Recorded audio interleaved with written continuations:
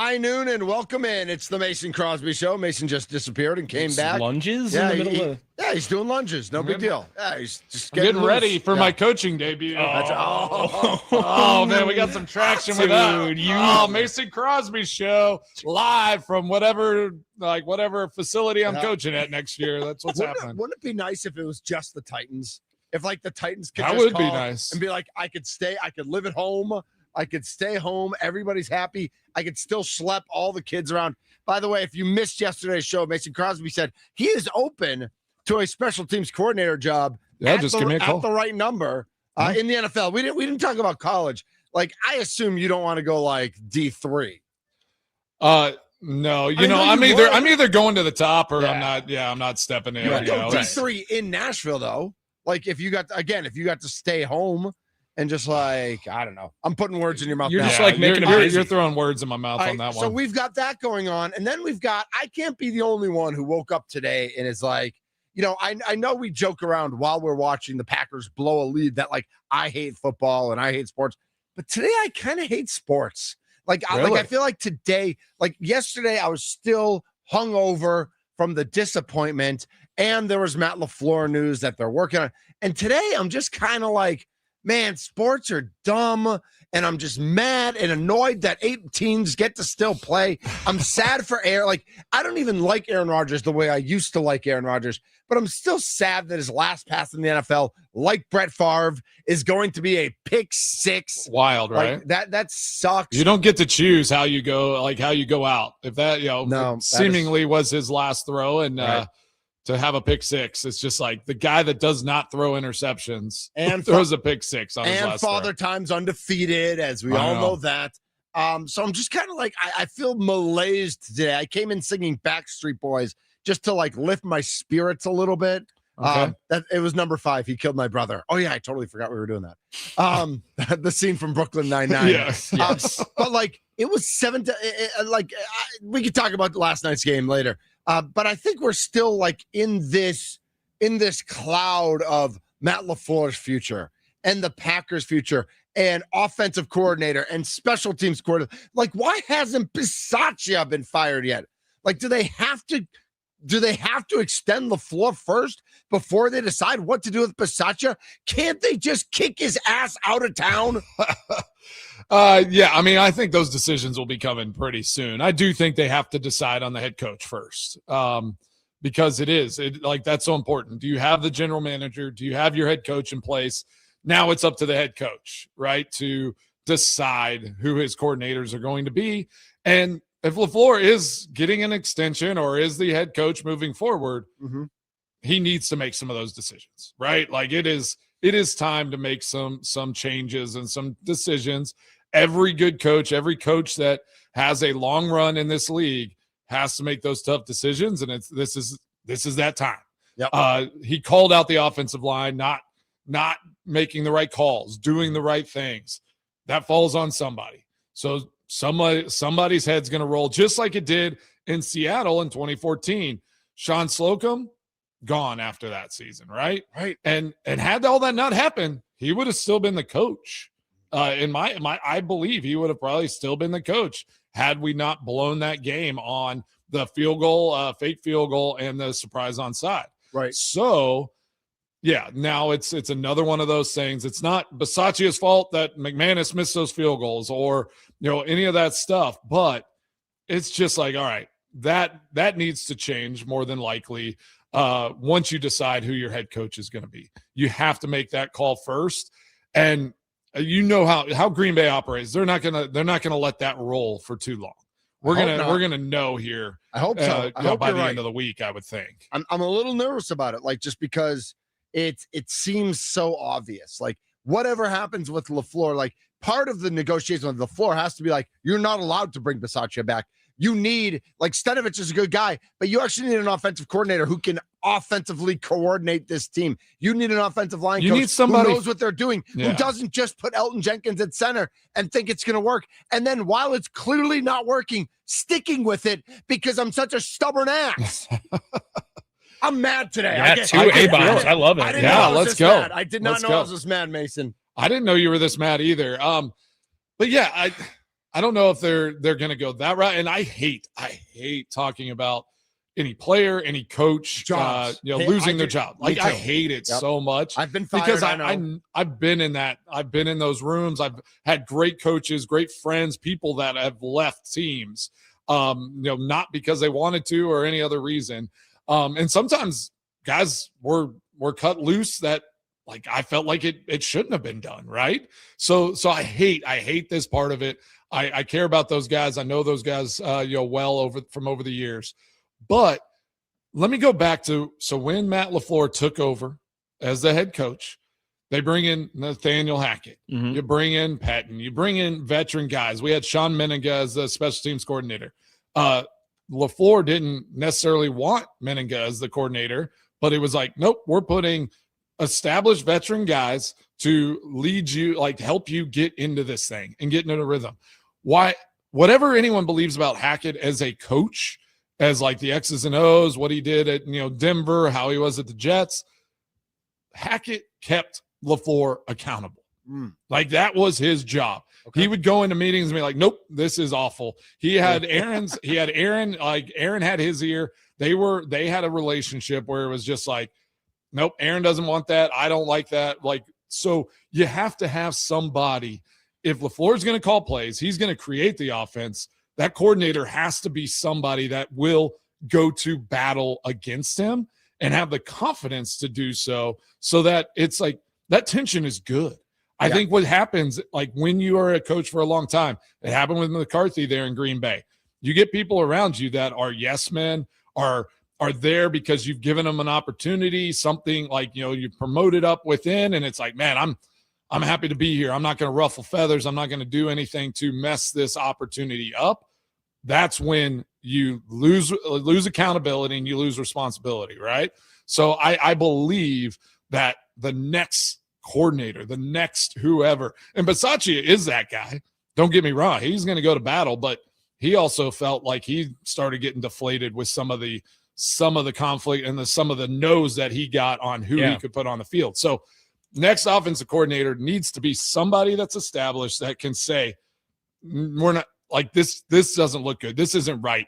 That tension will breed healthy accountability for this football team. So again, with someone who's played for Matt LaFleur, how receptive do you think he would be to something like that, where we saw Bisaccia come in when Bisaccia was coming in as the special teams coordinator? I think a lot of people thought he would be a guy because of how old school he was, that he would hold Matt accountable for special team decisions and however else he might have as a head football coach. But how open do you think Matt LaFleur is to that idea if it involves his baby a la the Green Bay Packers offense? I think that's the conversation that has to be done from ed policy. Yep. It's like we want to extend you. We want you to stay on as the head coach, but it's time for some hard truths, right? Yep. And I talk about that, and Aaron's talked about it, like a lot of guys that leave the Packers, it's open communication and like just straightforward answers and open lines of communication do not always exist. This is an opportunity. And it was funny. I had some quotes pulled up because I was thinking about accountability, responsibility, things like that. And I love this quote. So accountability breeds responsibility. Stephen R. Covey said that. Accountability is the glue that ties commitment to results. Will Craig. I love that one. So you have to be accountable. And accountability comes through open, intentional conversations and communication. And without that, you can't act on anything if those things aren't in place, because talking is going to get you so far. You got to communicate, and then you got to go and implement. And that's where this Packers team is right now, at a crossroads. Professor Crosby, I have a question. Okay, what you got? I feel like words-wise, Matt LaFleur's always accountable. He is. This didn't happen. We wanted this to happen. This didn't work. And honestly, I'm not into his accountability because I don't see his actions following his words. And I think when we really talk about accountability, we're talking about actions following words. Yes. And that is where you get to responsibility, right? Well, and I think him calling out the offensive line, not like, I don't want a coach that's just going to always like, oh, it was these guys. These guys messed up. It's their fault. Mm-hmm. But it's your job as the leader of this organization to say that wasn't good enough. Mm-hmm. Get it together. You're gone. Like, you're not going to get it done. Yep. We talked about it yesterday with guys making mistakes. The accountability is you screw up, you're off the field. Yes. You're not going to get it done. Yep. I mean, it's simple, like 8th grade football. You false start, you're replaced. Somebody's coming in for you, right? Mm-hmm. Like in practice, and you train that over and over and over again. And that has to be the way that everyone understands exactly what the operation is, what we're accountable for, and how we're going to execute it every play. It is the Mason Crosby Show. Packers all-time leading scorer, Mitch Thunder Nellis, Tommy here too. Mason, so then again, if we address it with the offense, is that more beneficial for Matt LaFleur to think about bringing in older guys that would be able to hold him accountable, or someone like a Mike McDaniel closer in age to him where he could have maybe one of his buddies helping him out, maybe his brother, I don't know, whatever it is, like who are the best candidates? I will say Hackett's in the building right now. Yes. Okay. I don't know if Hackett becomes another option to just bump back into that role, because that offense was unbelievable under LaFleur and Hackett. I mean, it's undeniable what that offense was. Obviously, you have Aaron Rodgers, but you have Jordan Love now. I think Hackett in that space keeps it from getting too tight and serious, because I think LaFleur sometimes is like, I want it to look and be done this way. Hackett's mentality is he's going to sit with the guys. He's going to cut it up. He's more of a culture driver. Yeah. And he's going to try to keep everyone a little bit looser to go out and play at their best ability. Well, and one more thing then, how much of it is on Jordan Love maybe for next season and this offseason? Because obviously Aaron was always very animated with his coaches, whether that was him holding him accountable or not during those conversations. But is it time for Jordan Love to get another step into holding Matt LaFleur accountable then? That's a great question. And we talked about this unfortunately in the offseason last year, whenever this thing ended, right? What does Jordan Love need to do? He needs to take that next step. And I think he took a little bit of that step this year at times, but yes, it is his job. He is the leader of this offense, this team. He is the highest paid guy. He is the quarterback. He needs to elevate himself, not like get himself outside of the locker room and not be one of the guys, but he needs to say, hey, it has to look, I want it to look this way. I demand it. Now you hold me accountable. I'm going to hold you accountable. Let's go and chase greatness. And that is definitely on Jordan Love. And I think that's the progression of boldness and stepping outside. And then not openly, maybe some open frustration when it doesn't go the way that you intended to go. I mean, Aaron, sure, they lost last night, but he wants guys' routes to be exactly what they talked about. He's always commanding and demanding things on the field. We need to see Jordan Love take that next step. Q writes in, empty words at home get you divorced. Empty words at work get you fired. I don't know who Senior Siete is. Is that what number Senior is that? Siete? Is that I think it's like 7 years he's been with the team. He's been All here right. 7 Yeah. years. Nice. All right. Yeah, that was okay. Yeah, that was a little over my head, but we got.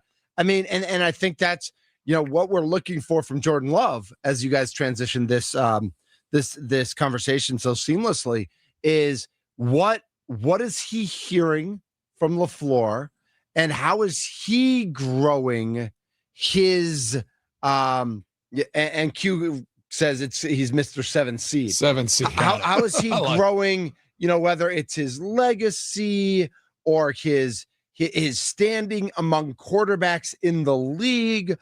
Because right now he's not viewed as like an elite, but he's like that next level. Yeah. Is that where he's going to stay? Is that where he stays with LaFleur? Can he get to that elite level and be not just elite, but a leader, a true leader of men leading that offense? And at what point, I don't know at what point in Aaron Rodgers' career he took over the offense. It was this year. It's this year for it was year 4, right? 2011. But it was also after winning a Super Bowl. True. So is there another, at what point does Jordan Love really take the reins of the offense And does that mean he butts heads with Matt LaFleur in a way that Mike McCarthy kind of was hands off with Aaron Rodgers? Is there more tension? And maybe we need that tension. Maybe that tension's a good thing. Well, don't get it wrong. Aaron and Mike had some tension. So yes. I think tension is healthy. The thing that, and you don't hear that as much from LaFleur about that. Like Mike was open about that. He was like, yeah, Aaron coming to me. I'm like, our tension is healthy. That means growth is happening. We are questioning each other. We're on the same team and we're working towards the same goal, but we're not going to just stand by and let things slide or let things happen because we don't want to have that tension. If you're not willing to step into that space, then you're not willing to grow and you're not willing to get to that next level. You have to battle it out sometimes to get to the spot you want to be in that elite conversation. Tom Brady, everyone always was like, oh, Tom Brady is such a crybaby. He demanded excellence from himself, from his coaches, from his teammates. Yep. Whenever he was on the sideline, getting mad, steamed, all that. Yeah, it didn't look good all the time, but there was a demand and he was gonna back it up, right? So I think that is the next step. And it takes boldness. It takes just fearlessness to go out there and do that on a regular basis. Absolutely. He's Mason Crosby. I'm Mitch Nelson. Tommy Orchis here. 414-677-1250 is the Nicolay Law talking text line. 414-677-1250. Someone in the 414 told me I needed to unzip a little bit and just loosen up a little bit. I think it might have been Tommy's mom. I think was it Tommy's mom or Tommy's brother or something? It's probably my mom. Yeah, I'll double check. But we have the talking text line wide open for you. Your thoughts on the LaFleur Love relationship. We have a number of questions coming in. Are we comfortable keeping Matt if he gives up his play calling duties to someone else? It's my opinion that for Matt to see the full picture, he can't spend his weeks coordinating and scripting the offense. Maybe then he has time to ask McManus if he's okay. And that's from Ziggy. Ziggy writes that in. Yeah, exactly. But have a conversation with your guys, right? But I also don't know, Mason, what is Matt LaFleur's value if he's not calling the plays? Because if that's his strength, then isn't he a better offensive coordinator than a head coach? I don't want him as my head coach. I don't think he manages the game well. I don't think he manages end of half or end of game. I don't think he manages challenges. I don't think he manages timeouts. I don't think he manages any of the big picture stuff well. I think he could be a more effective offensive coordinator only than head coach only. I agree in some spaces on that. Yes, he's not gonna hand down play calling duties if he's a head coach. That's why you have to have a true seasoned offensive coordinator that is going to break down some of the things that he's trying to implement or do and help him to formulate the plan that to make the calls, right? I don't know what Stenovich is doing in his ear, all that, but if you got a guy that's sitting and having a conversation with Jordan Love after every series, they need to be in LaFleur's ear. This is what Jordan saw. This is what we need to do. Yep. This needs to be a constant ebb and flow throughout the course of a game. And that's the only way this team's going to take that next step, is to have somebody in that space that LaFleur trusts to give him that stuff. Whenever he first came in, yeah, I don't know if he trusted Hackett or anyone else, but it was he was a first-time head coach. He had no choice but to listen and be receptive. So now he needs to bring somebody in that will still push him and test him, and that he'll listen to, and then at least have questions about some of the calls and some of the decisions he makes, right? Yep. I think if you're questioning a little bit through that process, you're going to end up landing on the right thing more often than not, because you have trusted people that you can lean on in those spaces, and somebody that obviously also has Jordan Love's ear, and Jordan Love will speak to him. So I think those things are important. Let's sneak in Michelle in Wausau. What up, Wausau? Michelle, you're on the Mason Crosby Show. Hey guys, thanks for letting me talk here. I feel so sad in my heart, and I know I should get over it, but I had the stab in my guts on Saturday night, and I thought, well, it'll all be better because Aaron Rodgers will win on Monday night. And then that was I mean, I know Aaron Rodgers got a lot of money, and nobody should feel sorry for him, but I do. That's just not the way that was supposed to go. You're not wrong. You're Well, not wrong, I mean, Michelle. It's okay to feel those things, Michelle. So what should we do? How can we feel better about this? Because it doesn't seem like anything's going to get fixed. Michelle, we got to root for the Bears to lose in absolutely heartbreaking fashion. I feel like at this point, Okay, that's a good idea. All right. hopefully the Bears are winning 30-0 and blow the game, and I think all will be right in the world. Like that's if we're going for spite and happiness. Like that's all. That's all I got. Okay, left. you're right. Because that was just a, Yeah, that was a real twit move of that head coach, and he knew he was being. He knew he was on mic, and of course, what a class was. No wonder we never liked the Bears. First, they do cheap shots and they hurt people, and then they talk stupid. That's not the way this goes. Love it. But you're right, Michelle. I got one more thing I just thought of when you were talking about Nathaniel Hackett, and you heard how Aaron Rodgers was talking so respectful of LaFleur. How about Aaron Rodgers comes back and he God. You'll never get Aaron in that space. But it's a dream. There's a dream. You put that on the Instagram as well. Yeah, didn't it? Yeah, on the YouTube. Yeah, that would be something, Michelle. That really would. Thanks for the call. He's when he walks away, he's really walking away. Yeah, I don't know if you'll see him around football much anymore. It up all day and all night, baby. Maybe he'll put out like an album, and he'll get into some music stuff. Like I know that he has his own like record label. Of course, he knows. Away somewhere. He's definitely going to get into music. Will it be like those big old like flute thing, like the pan ayahuasca flute? No, it's like the big old one, like the Buddhist thing. Yes. Like for sure. It's like Indian music. Yeah. I could see it happen. We got plenty more to get to. We've got your texts coming in on the text line. I know we got full phone lines as well. So hold on the Nicolay Law Talking text line 414-677-1250. Tons of comments on YouTube as well. He's Mason Crosby, the future special teams coordinator for insert NFL team here. Tommy Wirtz. I'm Mitch Nels, aka Thunder. This is the Mason Crosby Show presented by Verizon.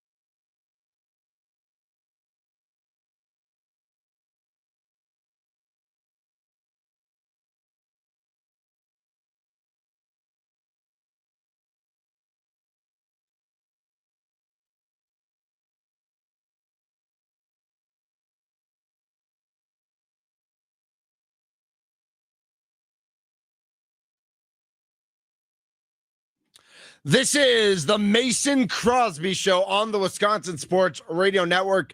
We are live in Green Bay, live in Wausau, live in Duluth Superior, live in southeastern Wisconsin, soon to be live everywhere. Well, on the internet, we're live everywhere. Probably, as we've said, like probably not North Korea. Probably not like where, I don't know where else it's banned. Maybe not in China. I don't know. Like China's, you never know with China. Probably not Iran right now because they've shut down all internet. No, it's not good right now. Okay. Bad places. Yeah, let's send a little prayer to the people who love peace. That's and right. freedom. Peace is good. Peace is good. We are pro peace and freedom here. That's right. On the Mason Crosby Show. He's Mason. He's Tommy. I'm Thunder. We're talking about Matt LaFleur. We're talking about Jordan Love. We're talking about what coaches' roles should look like going forward.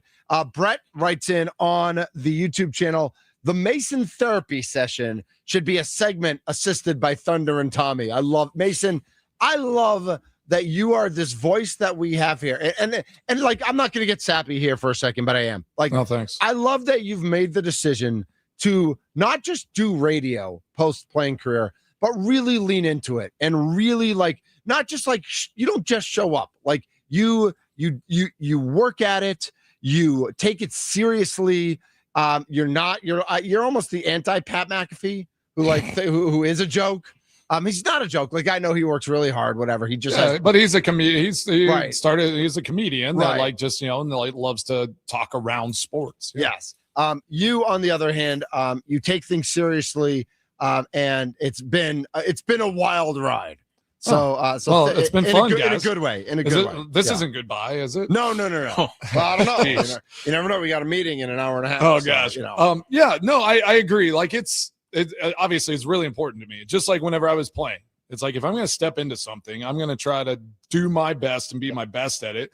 And as I became the old head there in the locker room, I mean, it's funny that Brett says that. It's like I felt like I was the counselor or the therapist at times. Like young guys, they're just they'd come. I just sit there and I try to be a good listener and I just be like, all right, like tell me what's going on. Yep. And guys dealing with stuff, family things. Obviously, with my 5 kids, anyone having a kid, I was always the go-to. And they're like, "We're thinking about having another kid," and I was always a cautionary tale Go for that. I'm like, "You might have twins." Just think about that one. It's true. So, I take pride in just being, being available. You know me, accountability and availability. That's how I was raised. That's how I grew up playing sports, and that's how I live my life. So. We are trying to talk about that and seek that in this Packers organization right now, right? And, okay, consistency. They've gotten to the playoffs 3 years in a row, right? And so they're 6 out of 7, I believe, under LaFleur, right? Yeah, so, I mean, and like Aaron said last night, like, that's not bad. Like the world we live in now, it's this knee-jerk, like, oh, my gosh, all right, you didn't win a championship, move on. Yeah. Like the Texans are celebrating like crazy tonight because they won their first road playoff game in the history of a franchise. Yes. Like that's crazy. So like that like kind of expands your mind. And we're going to talk a little bit about is this fan base spoiled? Mm-hmm. But is it also like, is there an expectation because of the success? And where is that? Is it okay? Like they should be feeling a little spoiled and like I said to y'all, I texted that with great power comes great responsibility. Mm-hmm. It's like, if you have that, like you have this success and you're the Green Bay Packers, your responsibility is to show up and get it done year in and year out. That's right. That is the expectation now, right or wrong. And now that is kind of where that's why you sign up to go to Green Bay. You have a chance to go and try to chase championships. Absolutely. 414-677-1250 is the Nicolay Law Talking text line. Brian's in McGuanago. Brian, you're next up on the Mason Crosby Show. Hey, guys, it's always a pleasure to talk to you on my lunch break. I have 2 quick comments and then a question for both you guys. The American forefathers, with the 250th anniversary coming up, are not going to let the Super Bowl winner have a replica of a 1950s toilet seat. That's just not going to be politically correct. It can't happen. Okay. Yeah. Number two, this is a terrible matchup for the Bears. Their defense is weak, and the Rams' defense is pretty solid. for the most part. And with that running game and that passing game, they're going to be able to spread the Bears defense out, being healthy. And I just think this is a bad matchup for the Bears this weekend. I think they're going to go down, and their dream is going to be over. Yeah, we will get into that on Thursday for sure. Thanks, Brian. And your question? For you, my question for you guys, if they came to the floor and said, okay, we're going to extend you 2 years on the condition, if we can agree on the money and everything, but you have to have an offensive coordinator, would you guys rather see Mike McDaniel or Kevin Stefanski? Oh, I like that. Thanks for the call, Brian. Yeah, that's a good question. Personally, I feel like I'd rather have like a Kevin Stefanski. Yeah, I agree. Yeah. You can't have two, like Mike McDaniel and LaFleur, I think are maybe too similar in a sense. Like I would prefer LaFleur over Mike McDaniel. Like just, I don't know him, but just like his whole being just bothers me. Pants. Yeah. So I think Stefanski has that kind of, that side to him where he would just be like, hey, I've been a head coach. I know what to do. I took the Browns to the playoffs. Like, let's get this thing done. To the playoffs. That's all he has to say. He goes into an interview and they're just like, all right, tell us, a little bit. He's like, I took the Browns to the playoffs. Interview over. Well, like, and McDaniel doesn't win in the cold. He does not win in the cold. Like, why you want to bring that into Green Bay? Well, he doesn't have pants that will cover his legs. He's freezing the whole time. He can't think. Crazy. Yeah, 100%. I also don't know, Mason, how desperate is Matt LaFleur to specifically keep the Packers job if he is relinquishing play calling? I think if that's a conversation, I can't imagine Ed Policy, like them having that conversation, right? Right. Like if he's going to be the head coach, like he has to be able to make those decisions for himself, right? Mm-hmm. So that's like a non-starter. If I'm LaFleur and I go into that meeting and Ed Policy says, we want to extend you, but like, hey, here are some stipulations in order to do so. If I'm LaFleur, I'm just like, all right, just trade me, fire me, do whatever. I'll go somewhere else. Right. Just because it's like you can't be handcuffed that much in that role. You got to make those decisions for yourself.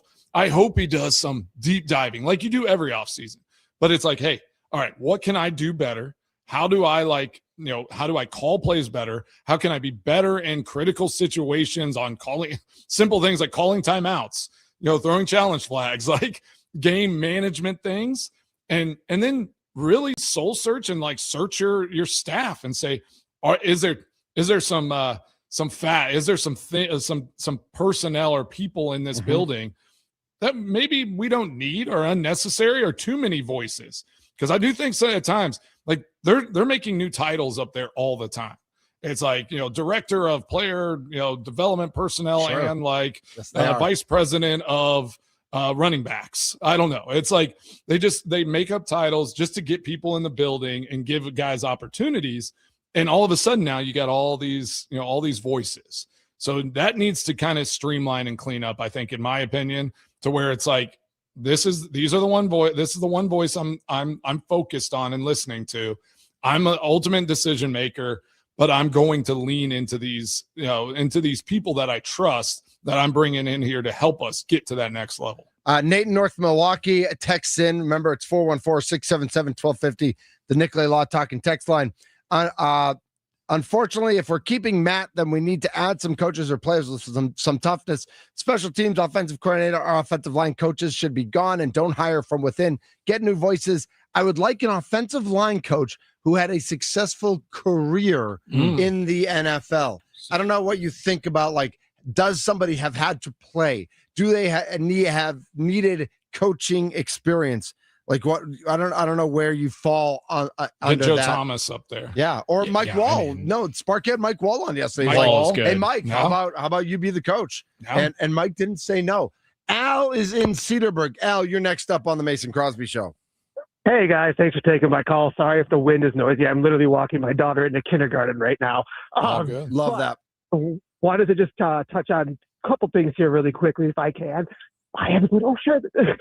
And I just dropped my daughter's food. Anyways, sorry, guys. So one of the things you guys talked about being spoiled as Packer fans, we 100% are. I mean, even going back to the Magic Man, I mean, he wasn't even a bad quarterback, and that's what it started for me in my lifetime. So we're 100% spoiled. Second thing, you guys talked a little bit about Jordan Love being not in that quite that elite tier, but he's like floating there. I think the reason that people don't put him up there as someone of the elite quarterbacks. Oh, it was going to be such a good reason. I know. Hey, Al, Tommy, are you just go happy back. he's taking his kid to school, even though it's 12:30? Right. Yeah, but they it's are going to kindergarten. school. Kindergarten's a half day. Could be Oh, a half second day. half? Could be Okay, a second half interesting. day type Yeah. thing. But Okay. I will say this, that Jordan Love getting into that elite tier, you wonder if it is like a coaching relationship thing that's just like something that could get him over the hump right there. It's not necessary always, but when you think of some of the best to do it, right? You think of Peyton and Dungy, right? You think of Belichick and Brady. You think of even currently Mahomes and Reed. Like they go hand in hand a lot of these times. I don't know how much you might lump like a Hurts to a Sirianni or a Burrow to a Taylor necessarily, but it would help Jordan Love in his development to elite, I think, if there was a little more symmetry between or synergy between LaFleur and Love. Yeah, I agree. And like let me preface this with the elite conversation, right? There's sometimes they'll be like, oh, this quarterback's in the top 5. Like we put them top 5 and then we don't see them for a few years, right? I would rather a Jordan Love who has systematically progressed and gotten better. Like Jordan Love is progressing into an elite quarterback, which I would much rather have than this flash in the pan, right? Where it's like, he's elite, like, oh my gosh, like give him everything. And then they just kind of middle out, right? Like I'd like to see Jordan Love just plot along and just get better and better every year, just like Aaron did, right? Aaron, I mean, those first 3 years, like you saw what was going on, but until we won that Super Bowl, until we got to that 2011 season, Aaron then became Aaron Rodgers. It was like, cut him loose. This guy has command of the offense. He can do it all. So I think the Packer way, every team in the NFL would want to have the Packer way for their quarterbacks, right? Where you have 3 guys in 30, 40 years or whatever. This is not normal. So I think let's just not put Jordan in that elite category too soon. It needs to be earned, and it needs to be earned every year. And you're not elite just because you have one good season. You're elite because you do it year after year and you continue to progress. And I think Jordan is really, truly doing that. And he's just going to keep taking steps in that direction every year. Do you want to touch more on that spoiled conversation coming back? Yeah, let's do that. All right, let's do that. He's Mason Crosby. He's Tommy Wirtz. Packers fans, are you spoiled? If you're not a Packers fan, you could chime in. Packers fans, how do you feel when other fan bases say that we as Packers fans are spoiled? This is the Mason Crosby Show, presented by Verizon, the official 5G network of the Green Bay Packers. James Jones will be on with Sparky today at 2:20 on Wisconsin Sports Daily. James Jones, all-time great wide receiver for our Green Bay Packers, will be answering all these questions and more at 2:20 with Sparky. This is the Wisconsin Sports Radio Network.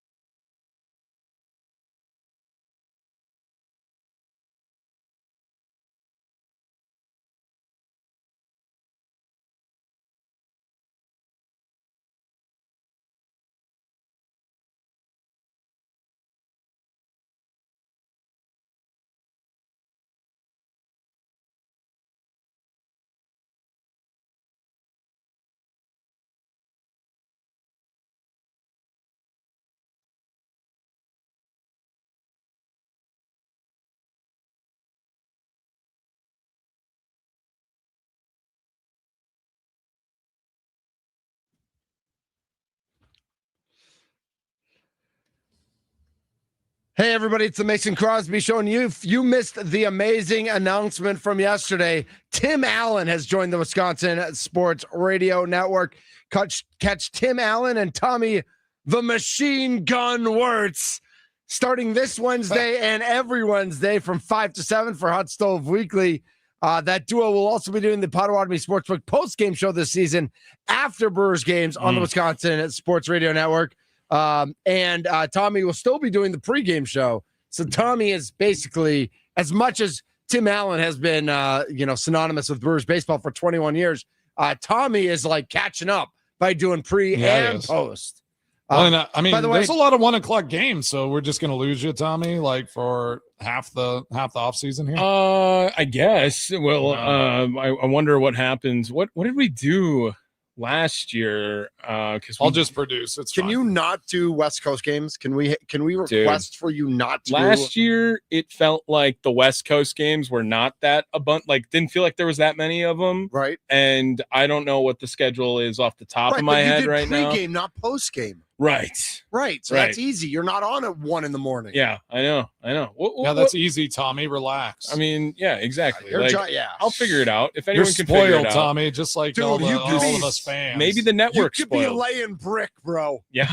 No, I mean, my hands are soft. Look at dad my laid hands. brick. There's no shame in that. No, I just Goodwill no Hunting. calluses by any means. Goodwill Hunting. No, you're throwing movie quotes out. I all over the am. place. This is, we used to do a lot more pop culture in sports radio. In my past lives, I feel like there was a lot more pop culture than at this current, where we got the mandate when we started the show. Only sports. Sometimes my brother and I don't be only funny. talk in movie quotes. Right, so, as you should. yeah. What was Reese just dropping like Billy Madison quotes like on repeat or something? That, He can hit Wow. anything. That's I mean, pretty- anything will trigger a movie quote, like any conversation.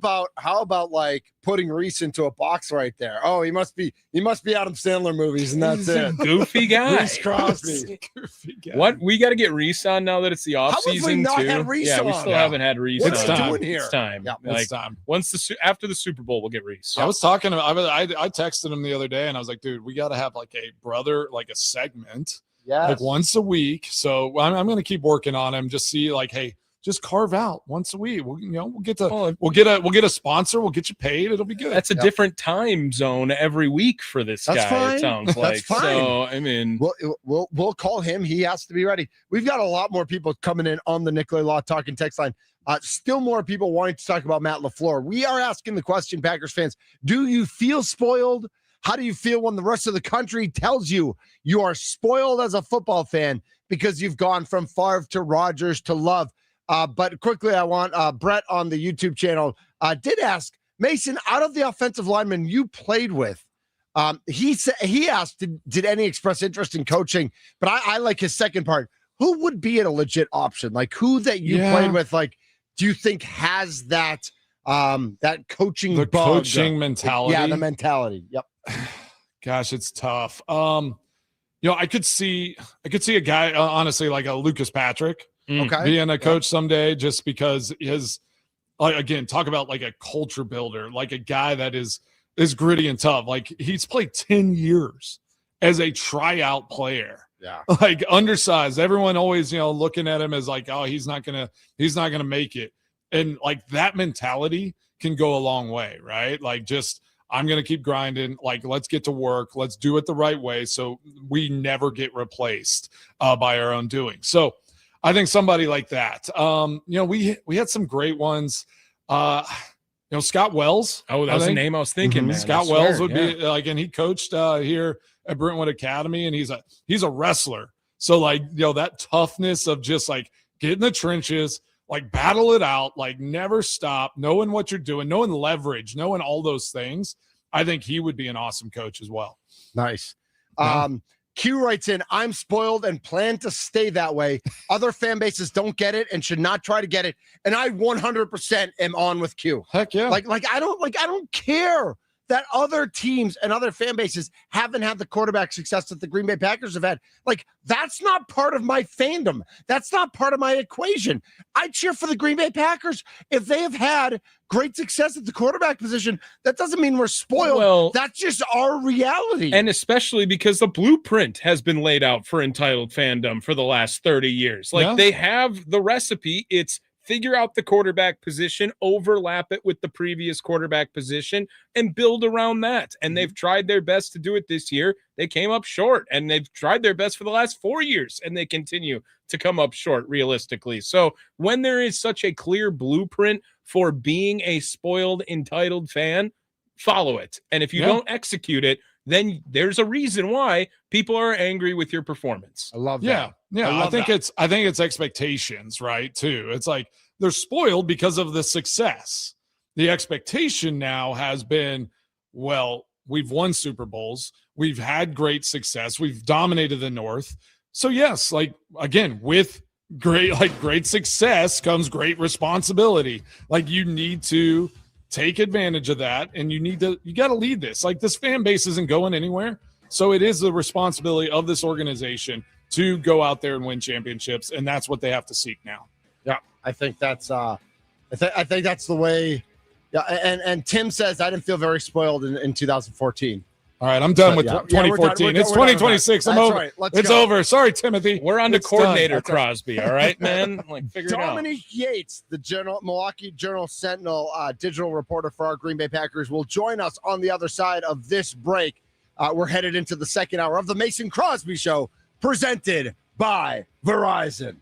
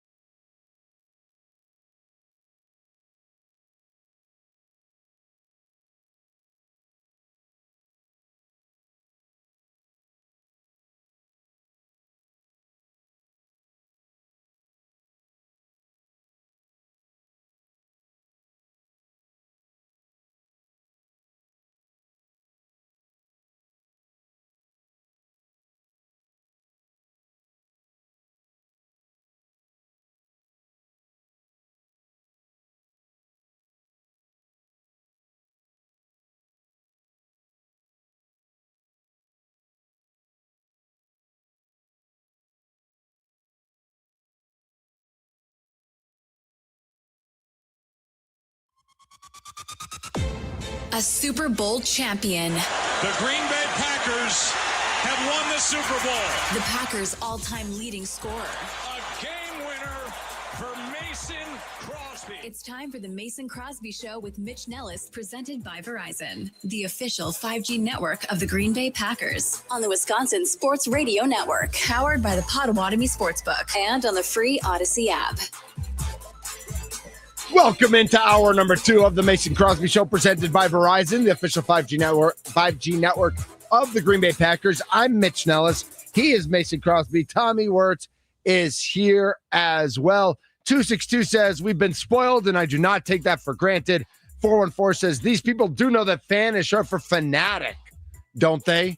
A couple people in favor of listen, as I said, Mason, this is just our reality. Yeah. Like, other people might see it as spoiled because they're jealous or because their quarterbacks suck or whatever. But like, as Green Bay Packers fans, like, this is, we would be, we can be spoiled and still be upset that I'd rather have these expectations than, again, even the Houston Texans, who are a great team this year, where they are celebrating their first road win in a playoff. Ever. Right. I'd rather these expectations, but with those expectations, there's a reality where you have to go and meet those or exceed them every year. That is the job that has to be done. Especially when you trade for Micah Parsons. You have now increased your expectations. Absolutely. And when you decide to keep your head coach after 4 years of mediocrity, now your expectations are going to be crazy in 2026. They sure are. Joining us now on the guest hotline, powered by Gruber Law, one call. That's all, our good friend from the Milwaukee Journal Sentinel, digital reporter extraordinaire, Dominic Yates. Dom, what's going on, man? Not much, man. Thank you guys for having me on. Really appreciate it as always. Appreciate you coming on, Dom. How's it going? How's everything here as the season winds down? What's the feel up there at 1265? Just give us some insight on what's going on. I mean, as you can imagine, a lot of disappointment. Even a few days after that game, you could tell players are still trying to fully process what happened because in ways it was a historic loss and it was tough, and it was the game that a lot of folks were talking about nationally as well, just the crumble in the fourth quarter. So, there's a lot of disappointment, frustration from the guys. I think about players like Javon Bullard, who made it clear like the time for talking is over. It's time to come back and play and have a different mindset. So I think that's the feeling. You see some guys that are motivated and it appears like they'll use the loss as fuel. But for the rest, we'll have to wait and see. But I mean, they said it, the time for talking's over. You have to see the results on the field now. Yeah, up there, obviously the big talk is, are they extending LaFleur? Is he getting fired? All that. But okay, let's assume the world that LaFleur is still the head coach. What changes do you see that need to be made? Coaching staff, players, things like that to light it. You have to make some changes in light of these last few years, right? So what do you see is going to happen here in this offseason? I think it really does start with the staff. No question. Everyone's talked a lot about special teams, but the fact that you just consistently are not seeing improvements, number one, but then number two, in critical moments in the game, that group is not delivering, whether they're giving up punt returns or kickoff returns, all of the penalties that have happened throughout the season. And obviously you throw in the block kicks and the missed kicks. There's just so much that isn't getting done with that special teams group. So I think that's where it starts. The name of the game in special teams, it's do no harm. In the group over the years, it's been a lot of harm for the Packers. And then offensive line, that's another group that they invested a lot of money into the offensive line. And it was a lot of continuity last year, but this year, it just didn't get done, whether it's because of injuries with Zach Tom and Aaron Banks at times. But still, you could tell that there were some issues where they weren't coached at the level that they needed to be. With the big thing that comes to mind for me was, why did they wait so long to put Anthony Belton at guard when clearly they were struggling there? It took the Elton Jenkins injury, moving Sean Ryan to center. Then they moved Anthony Belton there. Obviously, he struggled in the playoffs against the Bears, but again, that whole group struggled. But that's a young guy that, you had to take some of those bruises, if you will. But I think he should have been a guy playing guard a long time ago. So I think that offensive line change needs to happen as well. And for players, that's going to be a toss-up in terms of who comes back and who moves on. But I think it starts with the staff, number one. For LaFleur, you have to make changes there if you come back and see if you can find some guys that will just teach some better fundamentals and technique and make sure that there's just a level of aggression there that you're just not seeing from all of the players. Yeah. Demand that it's done at the highest of levels, right? And if it's not, then we're gonna be looking elsewhere. I was a short stint in LA and then New York, and Skoranek was on the Steelers this year, right?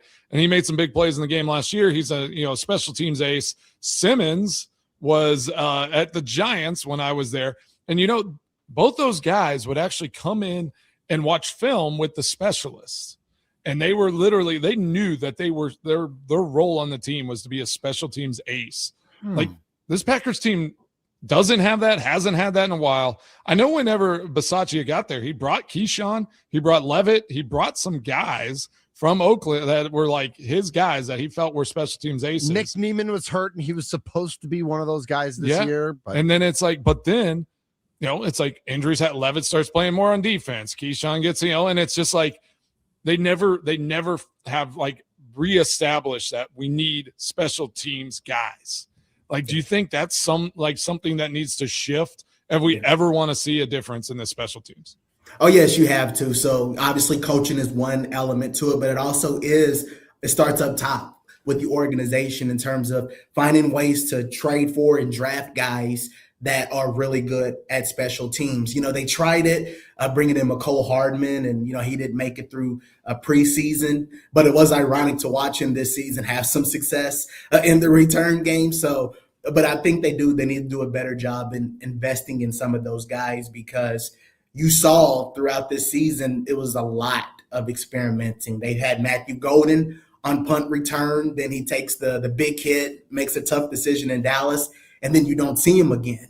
You saw how, like you said, Keyshawn Nixon, he didn't return kicks because he was CB1. Then they tried it in the playoffs, but they threw Josh Jacobs back there, and it's just kind of like, what are we doing here? So, there's a lot of issues there, and just in terms of even how guys are lined up. I thought about the Dallas game, the blocked extra point. They had a young guy where the penetration came through. They had a young guy, Brant Banks, and Luke Musgrave, who is not a blocker. Like, in what world would you want those two guys lined up together and try to make sure that you're getting a block? So, again, that was just so many issues. So I think, they need to make sure they're investing in it, and also they're coaching in it to just make sure that they can't continually have these issues on special teams.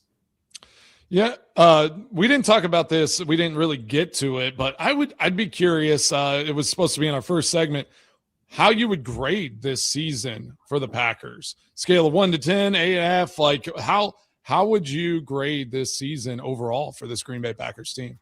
Oh, good question. It's probably like a D+, C-. Maybe the reason why I would say a C was because there's no denying there were. Hold on. I don't mean to interrupt, but we do have some breaking news that we do have to get to. Mike Tomlin stepping away from the Pittsburgh Steelers after 19 years. Yep. So I don't know if that was fully his choice. I feel like it probably was, but Mike Tomlin stepping down as Steelers head coach, being reported by everybody. Sorry about that, Dom. Yep. Wow. That. Yeah. We thought we needed to pass that along. Heck yeah. Yeah. Gosh. Oh, wow. That's wild. Well, wow. Aaron gave Mike Tomlin a vote of confidence last night, and he stepped down. Maybe Matt LaFleur is next to step down after Aaron Rodgers gave him a vote of confidence last night. Not Rodgers the kiss of death. The kiss of death. Exactly. Not in the same place. That'd be the Aaron Rodgers way. He's like, say the opposite of what you want to happen, and it's going to happen. But man, what a run for Tomlin, though. I mean, 19 seasons, no losing season. I think, I guess I know there's been talks about broadcasting. Maybe if he didn't want to coach anymore, if he wants to. if he wants to. I feel like he's earned like he'll get to do what he wants to do next. Sure. Maybe a special teams coordinator. I could see him I could see him going into broadcasting for a year, being like, God, and then like stepping back into coaching. Weekly guest on the Mason Crosby show, maybe. Yeah, we'll get him on. Get it hooked up.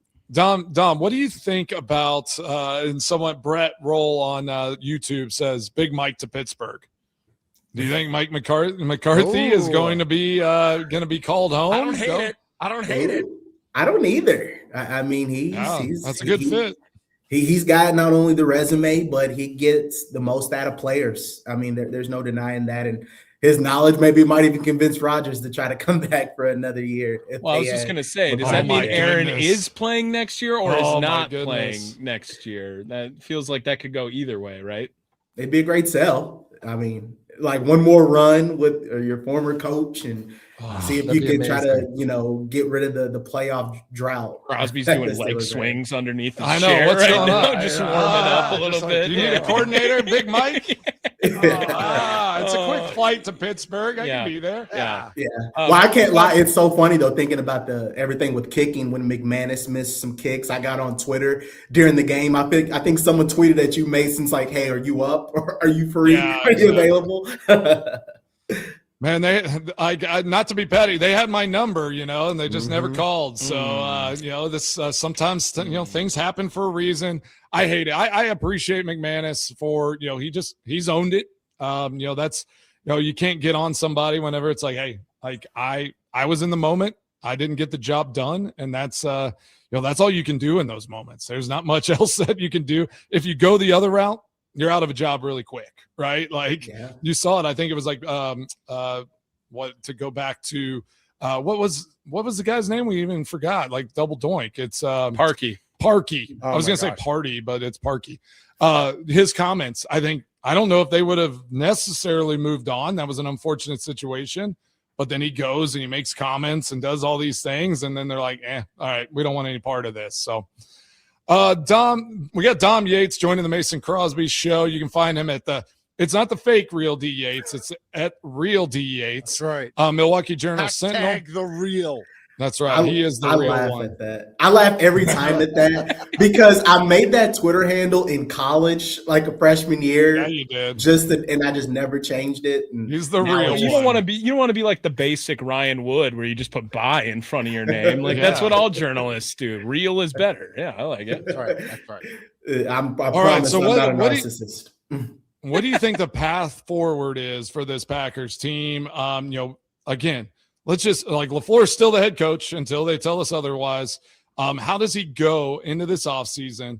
If you make some changes in staff and all of that, and how do you get it to that next level? Like what is the blueprint that he needs to maybe draw out, search for that you get over this hump and get to that next level? I think you have to find players, you have to find coaches, you have to have a killer instinct. I think that is the key for this team because you can't go up 9 in Denver. You can't go up 10 against this team. You can't go up 10 against Cleveland. You can't, have these leads on these teams and let your foot off the gas. So I think that not only it would help to have, some fresh eyes in there in terms of offensively, maybe even an offensive coordinator. I know they like Adam Stenavich, but just a guy that would help LaFleur with some of that. So that's going to be a key, just being proactive. Because I think about Dan Campbell, he wasted no time to demote his offensive coordinator. Yeah. After 10 games, he didn't find the answer after Ben Johnson. He demoted him after 10 games. He calls plays, and now he's already looking for a new offensive coordinator. Or Sean McVay not waiting until the end of the season to fire his special teams coach. So you have to get some guys in here that you could say have that killer mentality when you're in training camp. You have to stay aggressive. You can't let your foot off the gas, and you have to light a fire into some of these guys. So if Keyshawn Nixon tells the coaches, I don't want to return kicks, it's like, well, you're going to. You have to have some guys out there that are willing to play, that are willing to fight from start to finish. But, yeah, it comes to having just that mentality of we're better than you and we know it and we're going to prove it. because they lost a lot of that when Micah Parsons, Devontae Wyatt, and Tucker Craft went out. Those were kind of your dogs. That's your tough guys. Right? Yeah. Those were your tough guys. And Zach Tom, too. Well, you think about Micah Parsons, highest paid guy at his position, but the guy that literally went harder and played harder than anyone else on the field, right? Yes. And it's like you got guys that aren't being paid, and it's like, how are we not getting the most effort out of you whenever the guy that's getting paid $60 million a year is literally killing himself on the field? That stuff doesn't add up to me, right? That's a demand, and that comes from the top. And I just think, and again, I love LaFleur. I think he has a great football mind, all of that. But how he runs his offense, he wants it to look a certain way. It needs to be done a certain way. Instead of why is he scared to let Jordan Love throw for 450 yards? In that Chicago game, he could have thrown for 400 yards. They could have just come out in that second half. They didn't need to run the ball. Just keep doing what you're doing and let Jordan Love just gash that team. But it's we got to run this. And I think that sucks the fun out of this great game we call football. You get paid a king's ransom, but it should still it still can be really fun. It can be awesome.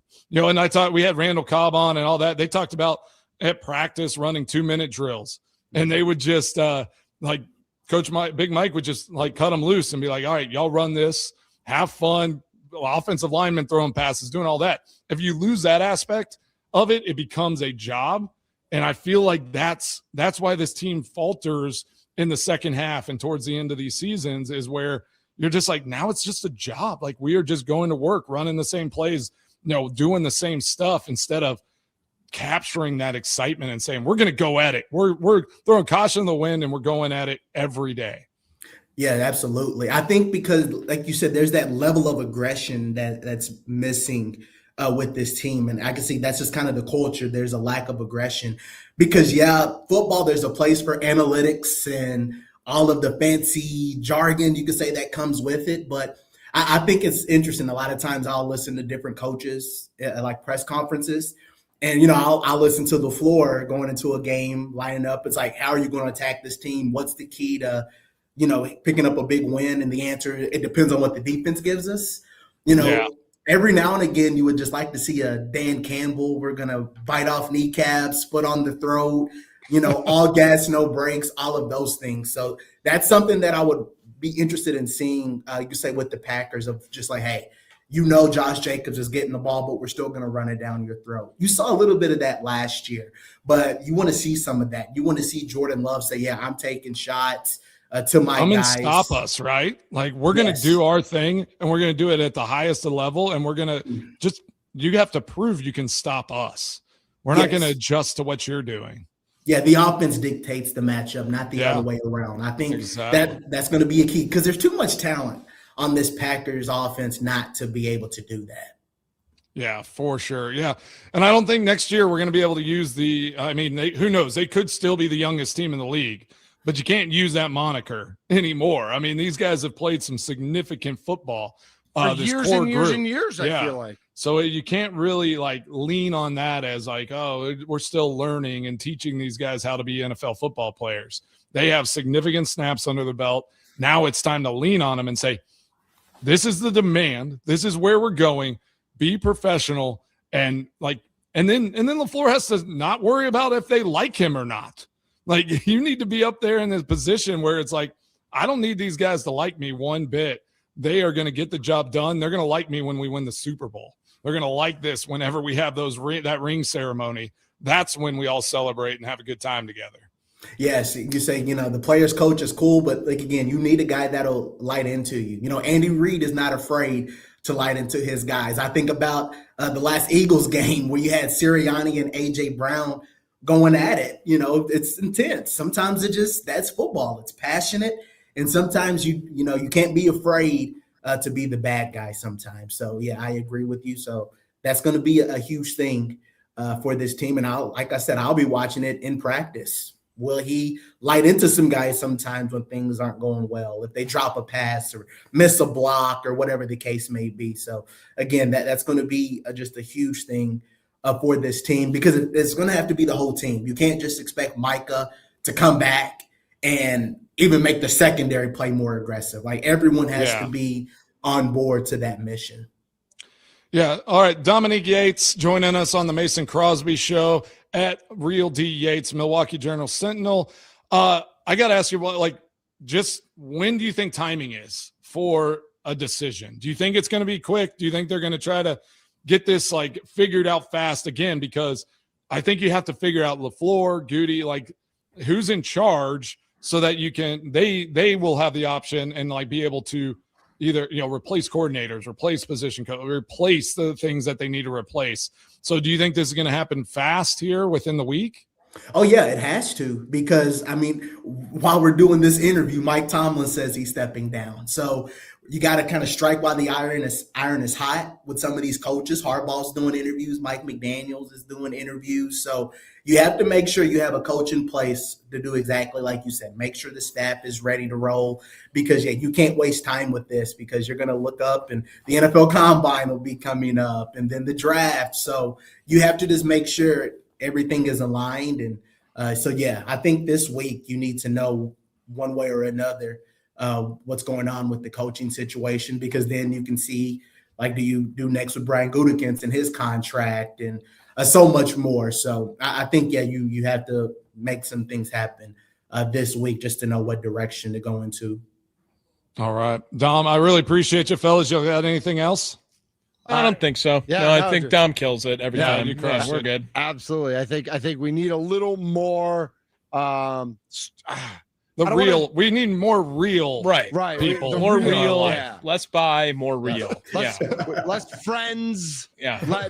More strength. More real. More focus. Dom, more real. How serious do you think people should take Mason Crosby being a special team coordinator in the NFL? Stop, dude. We're gonna keep leaning into that. Yeah, might as well at this point. Yeah.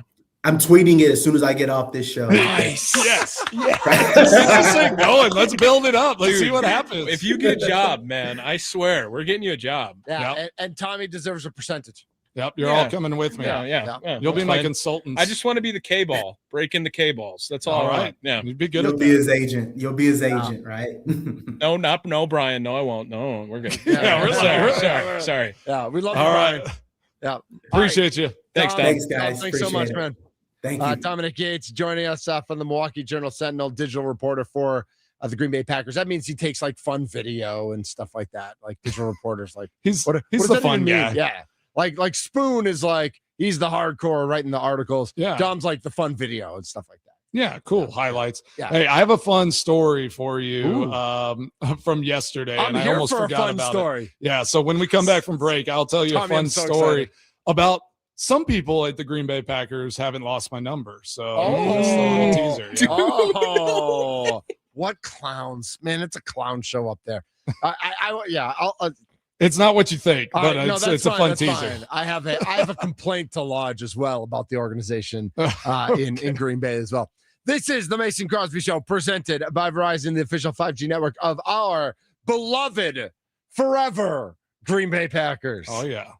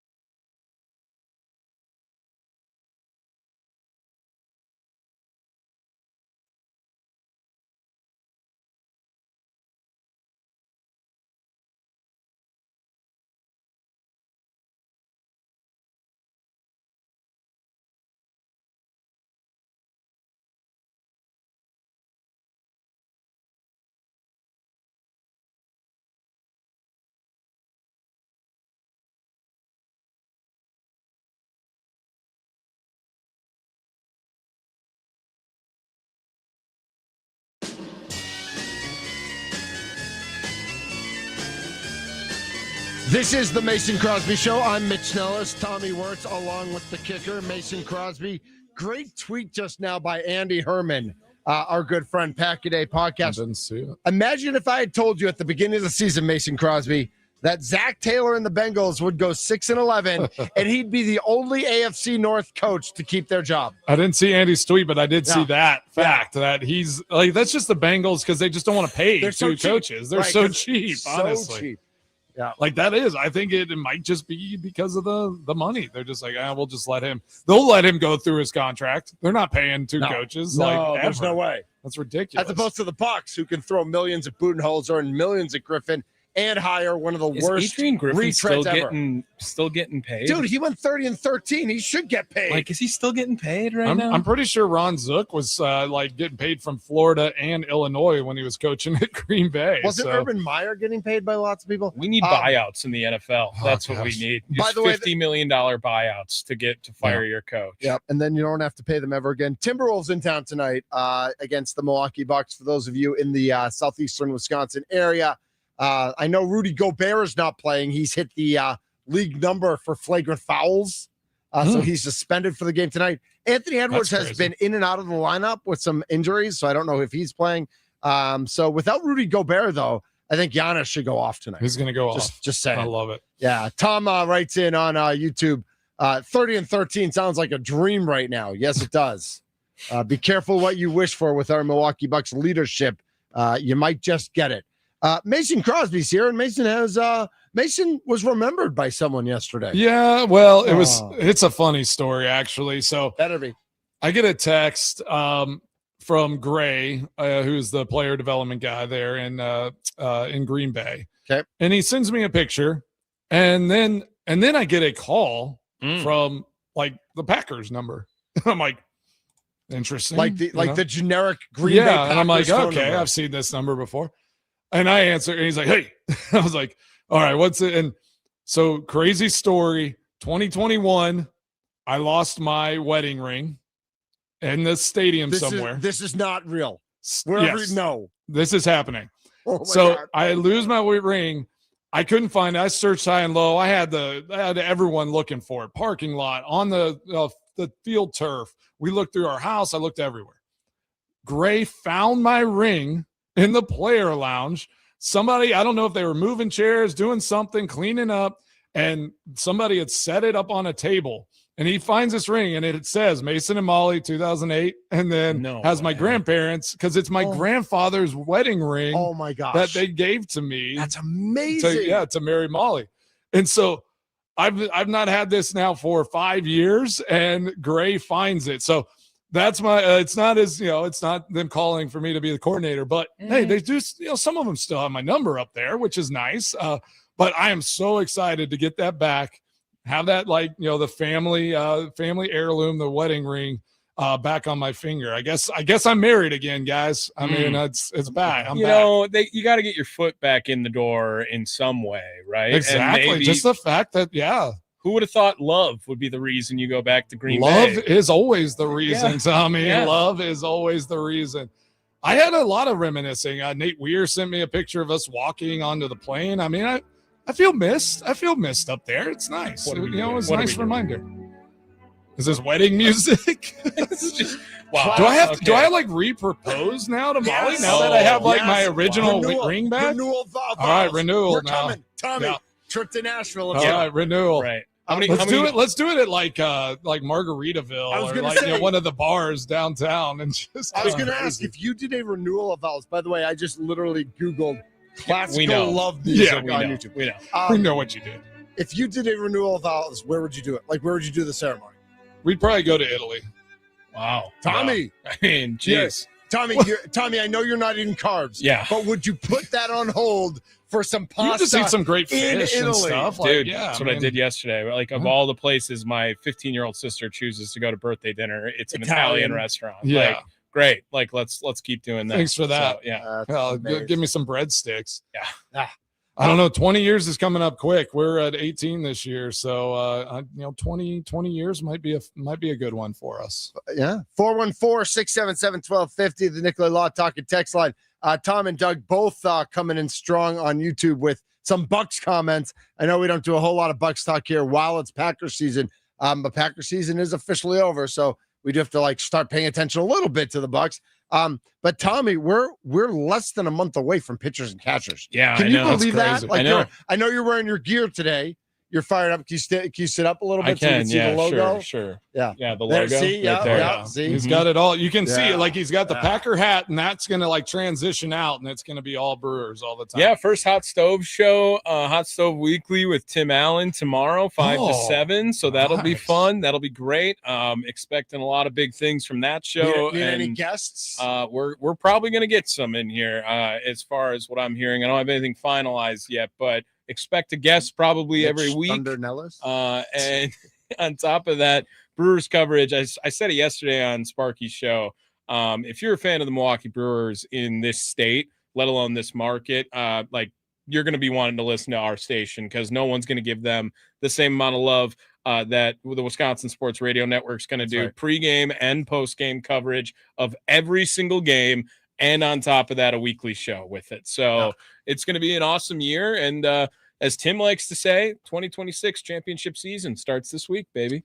And Tommy knows ball. I mean, he knows how to play ball. I mean, my softball game, Tommy and Mitch, all-stars of the other team. So maybe I'll get you drafted on my team this year. Can we make that happen, please? If you would have guessed what are we doing who here? the former professional athletes were, me and Mitch would have got some votes. We would have got some votes. I had some pretty good pitching throwouts, for for all of Jordy's kids. I got them out every time. You had some quick reflexes. Yeah, that quick throw from home or from the pitcher's mound. Something that I saw earlier on the Nicolay Law fan talking text line. Do we need to talk a little bit about the Badgers and what they're doing in the transfer portal? Do you are we excited about that? No. Okay. And the reason is not because of the names. It's because of the trust. And trust is a big word for us this week. I don't know if I want to speak for Mitch Nellis, but I feel like we've heard the same story for the last 3 years, Mitch, with the Badger program and how, this portal looks awesome and the portal looks great and everyone's excited because of all these new guys coming in. Now, I will say this. I have the take of anyone leaving from this Badger team. I don't care. The team stunk, right? Go ahead. Leave. Have them. Anyone coming in, do you know what you're signing up for? Because this team kind of stinks. Did you see? And who knows? Like you said, trust. Can we trust that these guys will actually be there come season time? Someone else comes calling. Did you see that thing I sent y'all where it's like somebody like the NIL and the transfer portal now? Mm-hmm. Guy sits down and he's like, "Hey, we're willing to offer you $4 million. You're a middling, kind of average quarterback." And he gets a call and he's like, oh, what? They'll give me 6? And he's like, you can do 6.5. We got a deal. And they shake hands. So and then his agent comes in and is like, Texas Tech just offered $7 million. He's like, I'm out of here. Well, I mean, we never really got to talk about it, but the whole DeMond Williams situation with Washington, I felt like that was right up your alley on how he enters the portal right after he signs a $4 million deal. Yes, signs a deal. Then enters the portal. I did see the Badgers rock him this year, so I will say that. Right, paying $4 million. The real UW. Yeah, it's time to get Joel Klatt on. Finally, I've tried a couple times, but he goes off on this, I think weekly. Yeah, and he's just like, you got if these guys are going to get paid and if these athletes are going to get paid, they need to be treated as employees, like you are as an NFL or any other. Did we just come into Friday? Did it just turn into? It's Friday. I know. I'm sorry. I took it here. But you can't make that. You're gonna make these state employees because that's what they're gonna be. That's what's gonna happen. That sounds awful. What do you mean? Private schools are gonna dominate. Right, they're all gonna go private. Schools. Well, Vanderbilt's gonna win the Natty every year. Right. I mean, otherwise, why? They got to start paying taxes on the state if they're going to work in the state, right? I mean, we're not a politics show, but just saying, they should be paying taxes from the school thing though. But if they're going to be employees, they're going to the benefits and all the stuff. Are they going to be eligible for pensions? It's such a dirty, it's such a hard thing to navigate because of how many more there are than NFL players, right? Or any other professional sport. It's that structure is tough in its own right. And you have unions, you have all the two sides that battle back and forth for the healthcare and the benefits and all those things. You try to do that across globally in the NCAA, It is. That would be a nightmare. That's why you're so smart, Tommy. That's why we talk about this on the Mason Crosby show. How long before we have a strike in college football? A strike? I mean, 10 years. Labor 10 disputes, years. right? 10 years? I feel like that's long. They'd have to organize, though. No one wants to organize. If I'm a player, I don't want to organize right now because I can just go and get like anything I want. Like you organize, and all of a sudden now there are constraints. If anything, I would think like the NCAA and the universities would want them to organize. So then at least there's some rules that everyone has to follow. Illegal screen. What's that? Illegal screen. What are you talking about? Illegal screen. Just here so I don't get fined. Illegal screen. So last night, I'm totally switching gears on you, Mason. Yeah, you are. I'm like, where are we going? So what are we last doing? night, after Is he stroking out? That's what Joe Mazzulla did last night. Really? I don't know what you think about coaches like going sideways. Joe Mazzulla does this a lot, coach of the Boston Celtics. Joe, you gave yourselves a chance to win. I guess take us through the last couple possessions. Oh, yes. Illegal screen. That's what What did you say? Illegal screen. Illegal screen? Illegal screen. Just salty. What fell apart to get you guys behind, and then how were you able to get back in it? Illegal screen. What do you mean by that? What do you want people to know about that? Illegal screen. Would you like to say something else? Illegal screen. And a press conference. I love it. It's amazing. I love that. That's Yes. just chaos. Just like, all right, just make it tough on everybody. Yep. Oh, Did you what a see Aaron salty Rodgers? By the guy. way, also, did you see, speaking of press conferences, did you see Aaron Rodgers last night say what a thrill it was for him to play for two legendary NFL franchises in his career? No, I didn't see that. Yeah, part. No. he That's said great. it was it was amazing having the opportunity. You had to play for two legendary franchises. He's been Throwing shade at the Jets. I wish you would have said The two. Jets, I wish exactly. you would have said He's two been- and the Jets. He's Yeah. been very open about Oh, yeah. his time at the Jets. His Like, disdain. It was his dream. He wanted to his go dream. there. That was him. He's like, oh, I just want to play for the Jets so you know bad. what made me really sad last night is they showed the clips of his last Lambeau Field game with his arm with Cobb and walking off. Yeah. It really did not like it made me sad seeing him walk off the field last night alone.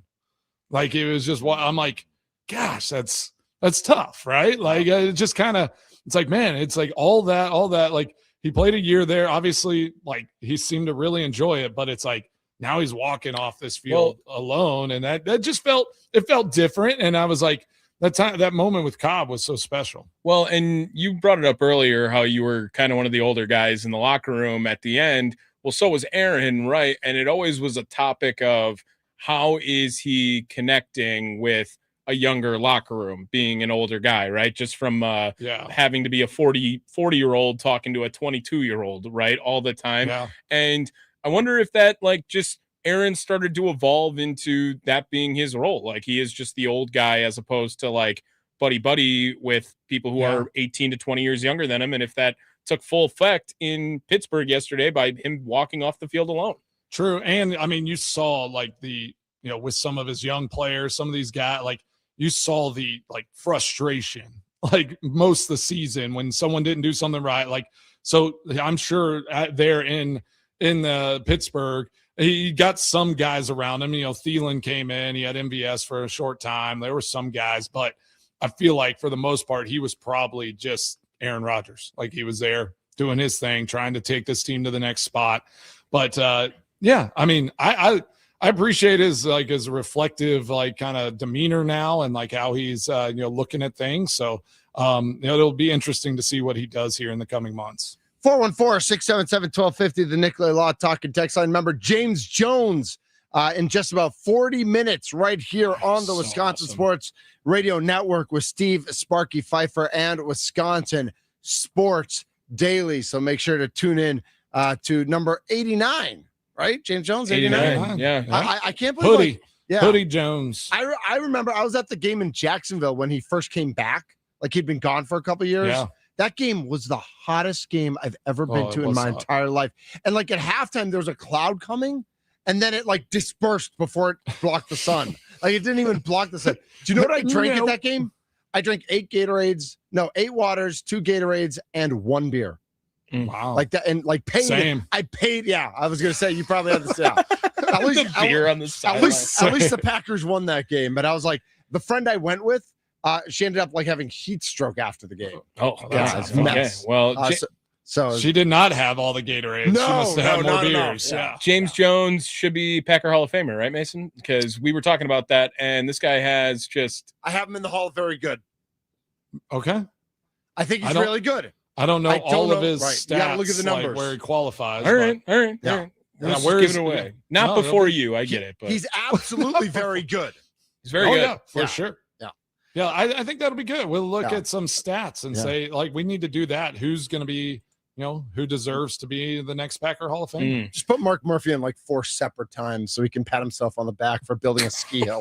This is the Mason Crosby Show presented by Verizon, the official 5G network of the Green Bay Packers.